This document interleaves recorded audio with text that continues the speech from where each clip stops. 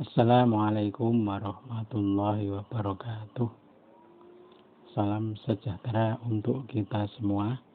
Rahayu. Para pemirsa yang berbahagia, dalam tayangan kali ini saya akan menguraikan secara singkat para raja yang berkuasa de facto di atas takhta Mataram.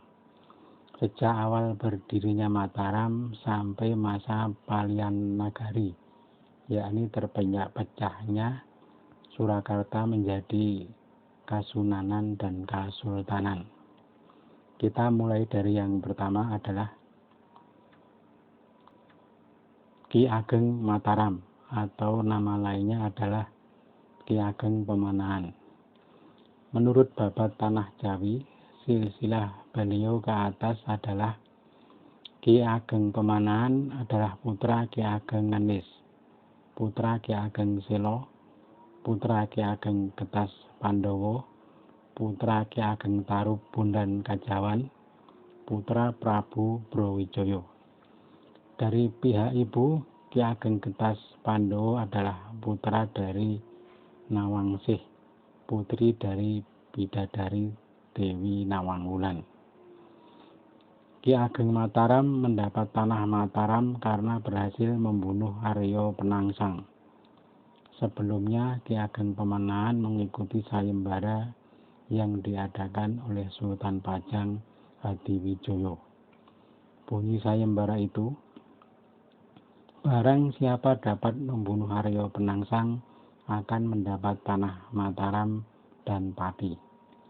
Karena terbunuhnya Arya Penangsang hasil kerjasama juga dengan Ki Panjawi, maka Ki Panjawi mendapat bumi pati dan Ki Pemanahan mendapat tanah Mataram yang masih berupa hutan. Selanjutnya Ki Pemanahan membuka hutan itu dan mendirikan pedesaan. Lambat laun desa semakin berkembang menjadi kota.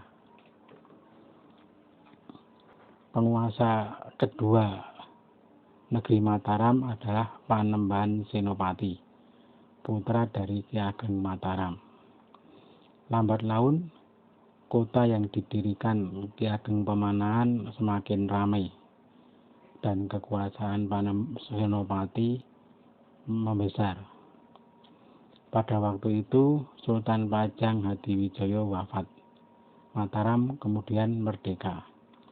Sementara Pajang kemudian dipimpin putra Sultan Hadiwijaya yang bernama Pangeran Benowo, yang kemudian bergelar Sultan Prabu Wijaya. Setelah Sultan Prabu Wijaya wafat, Pajang kemudian dikuasai oleh Mataram. Panembahan Senopati kemudian memperluas wilayah ke negeri Brangwetan atau yang sekarang disebut Jawa Timur, sehingga wilayah Mataram semakin luas. Penguasa yang ketiga adalah Susuhunan Adi Prabu Anyokrowati. Beliau adalah putra Panembahan Senopati. Beliau adalah penguasa Mataram pertama yang memakai gelar Susuhunan. Pada waktu itu, wilayah Mataram telah menjangkau Jawa Timur dan sebagian besar Jawa Tengah. Wilayah yang belum takluk tinggal Surabaya, Giri, dan Madura. Susuhunan Anyokrowati kemudian wafat pada waktu acara Krapyak, sehingga juga sering disebut sebagai Susuhunan Sedo Krapyak. Penguasa yang keempat adalah Susuhunan Prabu Hanyokrokusumo, atau lebih dikenal dengan nama Sultan Agung. Pada masanya Surabaya dan Giri takluk, juga Pulau Madura. Hampir wilayah seluruh Jawa sudah dikuasai. Cirebon dan Priangan pun tunduk kepada Mataram. Yang masih belum bergabung tinggal Betawi dan Banten. Pada waktu itu Belanda sudah mulai menginjakkan kaki di tanah Jawa. Sultan Agung tercatat 2 kali menyerang ke Betawi, namun tidak berhasil mengusir Belanda. Babat Tanah Jawi mempunyai versi yang berbeda tentang penyerangan ke Betawi ini. Silahkan dibaca pada buku Babat Tanah Jawi karya B.K. Almari. Penguasa yang kelima adalah Susuhunan Amangkurat Agung. Putra dari Sultan Agung ini mewarisi Imperium Mataram yang besar. Sayang beliau tidak mampu mengelola dengan baik. Para punggawa resah akibat kebijakannya. Rasa tidak puas meluas sehingga beberapa orang Mataram merencanakan pemberontakan. Dan pemberontakan itu pecah ketika Trunojoyo mendapat dukungan Panembahan Romo, seorang tokoh spiritual berpengaruh dari Kajuran, sebuah wilayah yang sekarang masuk ke Kabupaten Klaten. Trunojoyo berhasil menguasai ibu kota Mataram di Pleret dan menjarahnya. Trunojoyo kemudian memindahkan markasnya ke Kediri dan menjadi raja di Kediri. Penguasa yang keenam adalah Sinuhun ing Ngalogo. Alkisah Raja Amangkurat Agung yang terusir dari istana Pleret oleh Trunojoyo kemudian lari ke barat. Di tengah perjalanan, Sunan Amangkurat Agung memerintahkan agar putra mahkota Pangeran Adipati merebut kembali Mataram. Namun sang putra enggan melaksanakannya dan memilih mendampingi sang ayah. Amangkurat Agung lalu menyuruh putra kedua yang bernama Pangeran Puger. Pangeran Puger bersedia merebut kembali ibu kota Pleret. Namun ketika Pangeran Puger mengerahkan pasukan, Pleret telah ditinggalkan pasukan Trunojoyo. Puger lalu menduduki kembali kota Pleret dan mendirikan kembali kerajaan Mataram. Selanjutnya dia memakai gelar Sinuhun ing Ngalogo.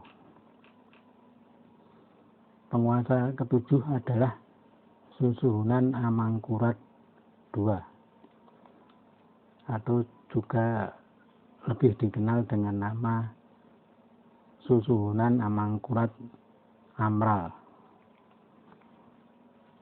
Beliau adalah putra mahkota dari Sunan Amangkurat Agung yang semula enggan merebut tahta kembali. Namun ketika sang ayah meninggal, Pangeran Adipati berkenan meneruskan kekuasaan Mataram. Karena masih berada dalam pelarian, Pangeran Adipati kemudian meminta bantuan VOC. VOC kemudian mengirim Admiral Spilman untuk menolong. Pangeran Adipati kemudian dinobatkan menjadi Susuhunan Amangkurat II. Bersama pasukan VOC, Amangkurat II menyerang markas pasukan Trunojoyo di Kediri. Pasukan Trunojoyo berhasil dihancurkan.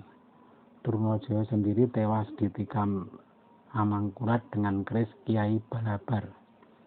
Amangkurat kemudian memilih berkeraton di Kartosuro. Sementara itu, Sinuhun ing Ngalogo masih menguasai Mataram. Terjadi perang saudara antara kakak adik. Namun setelah terjadi pertumpahan darah, Sinuhun ing Ngalogo tunduk dan berbakti kepada sang kakak. Kedudukannya kemudian dikembalikan sebagai pangeran senior dan kembali memakai nama Pangeran Adipati Puger. Penguasa ketujuh adalah Susuhunan Amangkurat Mas atau Amangkurat ketiga. Dia adalah putra dari Sunan Amangkurat II. Wataknya yang pongah dan enggan berkolaborasi dengan VOC membuat pemerintahannya tidak stabil. Posisi Amangkurat III semakin lemah setelah dia berselisih dengan Pangeran Puger dan menyakiti beberapa punggawa andalan mendiang ayahnya dahulu, yakni Panembahan Cakraningrat dan Adipati Jangrono dari Surabaya.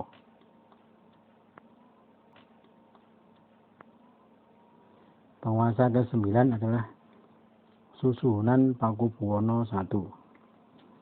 Semula beliau bernama Pangeran Puger dan dulu pernah menjadi raja di Mataram dengan gelar Sinuwun ing Ngaloka. Ketika kemudian bergabung dengan sang kakak Susuhunan Amangkurat II, namanya dikembalikan menjadi Pangeran Adipati Puger. Ketika tahta Kartosuro menurun kepada sang keponakan Susuhunan Amangkurat Mas, peran Pangeran Puger terpinggirkan. Berbagai teror kemudian dia terima, termasuk tuduhan putrinya telah berselingkuh. Sang putri yang menjadi permaisuri Amangkurat Mas kemudian berakhir menemui ajal. Pangeran Puger juga dicurigai akan berbuat makar. Setelah mengalami dinamika politik yang cukup tegang, Pangeran Puger memutuskan hengkang ke Semarang. Amangkurat Mas mengejarnya, tetapi tak berhasil. Pimpinan pasukan pengejar adalah Adipati Jangrono dari Surabaya yang bersimpati kepada Pangeran Puger, sehingga pengejaran itu gagal. Ketika sampai di Semarang, Pangeran Puger ditampung oleh Kompeni Belanda. Sempat tak mendapat kepercayaan Gubernur Jenderal karena pernah membunuh Kapten Tak ketika peristiwa penangkapan Untung Suropati. Namun dengan berbagai pertimbangan, akhirnya Kompeni mendukung Pangeran Puger untuk menjadi raja di tanah Jawa. Di Semarang, Pangeran Puger dinobatkan sebagai Susuhunan Pakubuwono ke-1. Adipati Cakraningrat dari Madura dan Adipati Jangrono dari Surabaya ikut bergabung, sehingga mudah bagi Pakubuwono I mengambil alih Kartosuro. Sunan Amangkurat Mas akhirnya bisa diusir dari keraton dan lari ke timur, lalu ditangkap Kompeni dan diasingkan ke Sri Lanka. Sunan Pakubuwono ke-1 kemudian bertakhta di Kartosuro sampai wafat. Penguasa yang ke-10 adalah Susuhunan Prabu Mangkurat Jawi. Beliau adalah putra Pakubuwono ke-1. Sejak dinobatkan sebagai raja, Prabu Mangkurat Jawi telah memulai perselisihan dengan para saudaranya. Beberapa pangeran senior dicopot dari kedudukan adipati sehingga sakit hati. Pangeran Blitar kemudian memberontak dengan didampingi Pangeran Purubaya. Pada saat yang sama, saudaranya yang lain yang bernama Pangeran Diponegoro juga melakukan perlawanan. Ini bukan Pangeran Diponegoro yang di Jogja itu. Akhirnya negeri Kartosuro terlibat perang berkepanjangan dan disebut dengan Perang Suksesi Jawa Kedua. Juga Adipati Joyo Puspito yang cukup berpengaruh di Surabaya melakukan perlawanan juga. Sunan Mangkurat Jawi wafat ketika perang masih berlangsung dan ketika putra mahkota masih berusia remaja. Penguasa ke-11 adalah Susuhunan Pakubuwono II. Adalah putra dari Prabu Mangkurat Jawi. Naik tahta ketika masih bocah, kira-kira berusia 15 tahun. Untungnya ada patih senior Ki Danurejo yang membimbingnya. Namun suatu kali Patih Danurejo melakukan kesalahan. Dia mengangkat pejabat tanpa persetujuan raja. Akibatnya kasih sayang raja kepadanya hilang. Danurejo dibuang ke Sri Lanka. Meski naik tahta ketika masih bocah, negeri Kartosuro mencapai kemakmuran ketika diperintah Sunan Pakubuwono II. Namun sayang kemakmuran itu tak langgeng akibat banyak terjadi gejolak politik.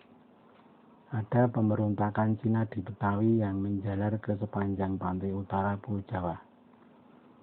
Pakubuwono II dan Patih Notokusumo condong memihak kepada pasukan Cina dengan maksud agar mereka dapat dipakai alat untuk mengusir Belanda. Namun di luar dugaan, Adipati Cakraningrat condong kepada Kompeni. Akibatnya Cakraningrat merekayasa agar Patih Notokusumo mendapat dosa dan sekaligus menyelamatkan Pakubuwono II. Tujuan Cakraningrat tercapai. Pakubuwono II berdamai dengan Kompeni dan Patih Notokusumo dibuang ke Sri Lanka. Penguasa ke-12 adalah Susuhunan Prabu Kuning atau disebut juga Sunan Kuning. Setelah Pakubuwono II berdamai dengan Kompeni, pasukan Cina merasa dikhianati. Mereka kemudian berbalik memusuhi Kartosuro. Mereka kemudian mengangkat cucu Amangkurat Mas yang masih bocah, bernama Mas Garendi, sebagai raja dengan gelar Susuhunan Prabu Kuning.